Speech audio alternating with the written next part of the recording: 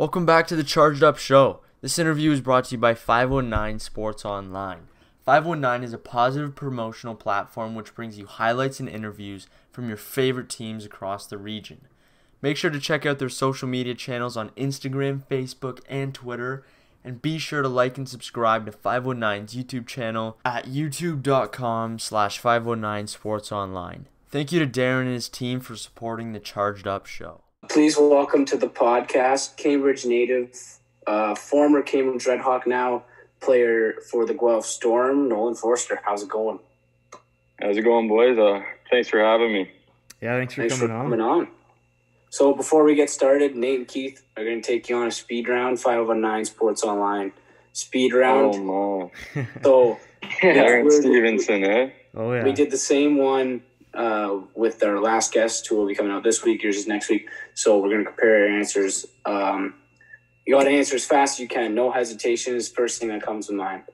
All right. I'll go first, Nate? Yeah, you kick it off. Okay, 3, 2, 1. What's your favorite restaurant? McDonald's. PS4 or Xbox? PS4. Favorite animal? Lion. All right. Favorite type of tree? Oak. Favorite color? Blue. Favorite food? Oh, tacos. Favorite barn to play in? Barn? Yeah, Galt Arena. CCM or Bauer? Yeah, sorry. CCM. Go-to dance move? Just a freestyle. I can't really say I got a go-to. All right, Okay. there we go. The reason why we laughed when you said favorite animal was because our most recent guest, Kevin Donahue, was on just before you. He said squirrel. And he was like, the rest of you, please edit it out. Please edit it out. Oh, my God. He's like, Man, he's going to rip I you should for have said saying tiger. We got I a should've story said on 2 tiger or episodes. lion or something. So he said lion. I was like, oh, it's so funny. He's texting Squirrel. me out, seriously, take it out. I'm not going to chirp for this. That's actually hilarious. Yeah, no, it's super funny. So, obviously, now hockey side, here in the season is going to get pushed back till February. That must be hard to hear, especially you're so excited for your first OHL season. How has that been mentally for you? For sure. It's definitely been tough. Pushing it back, the first time was already tough, and then hearing it was pushed back to January and now February. It's just it's tough mentally. Just keep preparing yourself. Just honestly, it's got to be you got to look at it as a positive sign. You just got to keep getting bigger and kind of just sticking with it. Now, what have you been focusing on this off season? Well, last year for my first year at junior, I had a pretty good year, and kind of my focus was just getting bigger because I knew that on the ice I can skate and shoot and all that, but just getting bigger for me, playing the OHL would be a big factor to bring my game to the next level. All right. Yeah, for sure. So I guess. Go ahead, Nate. Go ahead. Yeah. So I was just gonna say, growing up in Cambridge, right? Kind of bring us back. What was your kind of first experiences with hockey, and what was your, minor hockey kind of experience? Yeah, for sure. I played for the Hawks growing up. I think Mules and I used to play together a long time ago. Yeah. Oh, really? For 2 years. And then, 2 years. Oh, yeah. So that was a good time. Had a lot of good coaches like Sean Selleck, Rick Chapman, Kevin Clancy along the way. And then in minor midget, I went to the GTHL to play for the Marlies. Okay. So that was another cool experience because my coach was Paul Coffey. So, I got a few good learning curves there, and then it's kind of just carried on from there. Hey, we'll get there, We'll get there. I'm just jumping ahead, Mules. So yeah, what were some of your highlights of playing in Cambridge besides playing with me? Are you talking about the Hawks days? Yeah, the the Red Hawks. Hawks. The Hawks days? I know the AAA team wasn't winning much tourneys back then. Oh, the boys struggled to win them throughout the years. I think we might have won one throughout the 6 years that we were there. But I don't know, probably just the teammates and the kind of the boys that I met throughout the way was got to be the highlights of that entire career of the Hawks. Yeah. And then, so what was the decision like to go to the G? And that was kind of the year you played Major Bantam and it kind of broke out. That was the year that I made the team and said no. And then, so the next year I was kind of I was wondering what you were going to do, obviously, because I wanted to play AAA. And I never forgot to ask, what was your decision like going to the G? Obviously, two former teammates, Nolan Dan, who's going to come on the podcast soon, and then Chandler Romeo always came on. They left Cambridge already. So was that kind of, did you talk to them before, or was that kind of on your own you decided? Yeah, for sure. That was obviously a big factor for me because those are like us three were kind of like good friends growing up throughout the Hawks days, and then them two leaving me the year before. I wasn't really sure what to do. Like we always obviously had a good team, but I just thought it was best for my like self-development to go down there and play.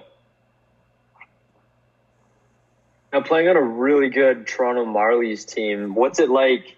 Like, that whole experience would have been cool, especially that team having a history with McDavid playing for them, right? Yeah. It was definitely probably one of my favorite teams I've ever played on in my life, besides playing with Mules back in the day. But I got to say, like, the guys there, just, like, coming from, like, the Alliance down to the G, is just the skill level is completely different in my opinion, and like the pace of the game, and like I'm pretty sure like at least 10 of the guys on that Marlies team are now signed playing in the O or committed D1 somewhere. So It's obvious that the Marlies organization like produces like top end talent, and I just thought that was the best place to play, along with the coach and just all the guys in the room. Yeah, for sure. And you just mentioned Paul Coffey, which is something I do remember hearing now once I think about it, but not something that we had down. Talk about that and how cool that was.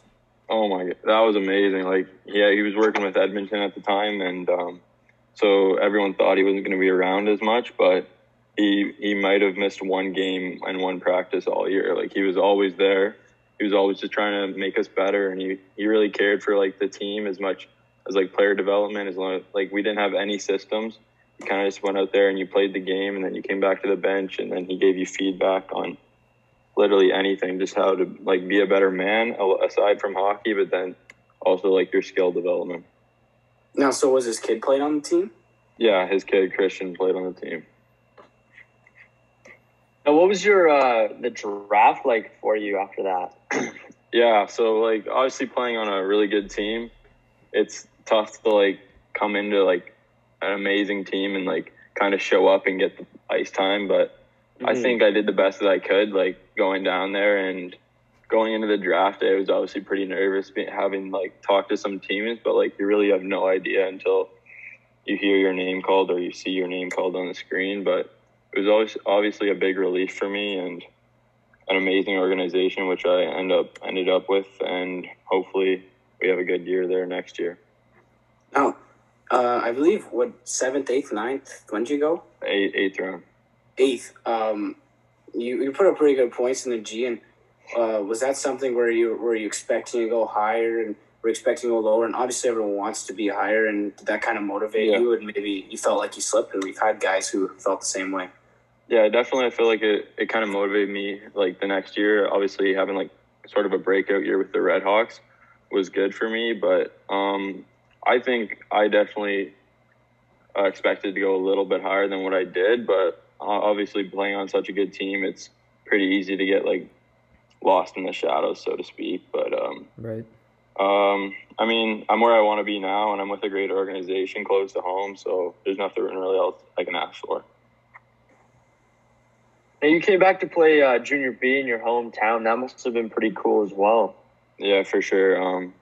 That was amazing for me. The Red Hawks gave me like so much opportunity to kind of succeed and show what I could do that I probably didn't get on the Marlies because of the skill there. And coming back, it just kind of my game went to a different level, and Guelph recognized that, and hopefully I can take another jump next year.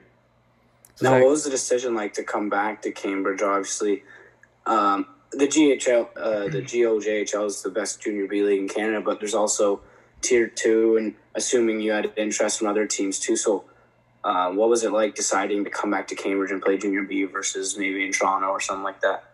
Yeah, I was obviously deciding between the OJHL and the GOJHL, but overall I wanted to come back to Cambridge, like my hometown, because I just wanted to go back to school there, and I thought Cambridge had a new team coming in, so I thought it'd be cool to play for my hometown. And as a 16-year-old, you don't really get that much chance to play like wherever you choose, but I got lucky with them offering me a spot, and kind of just went from there.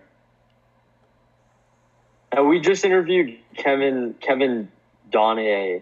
What was that perspective of the line brawl? We had a good conversation about his goalie fight.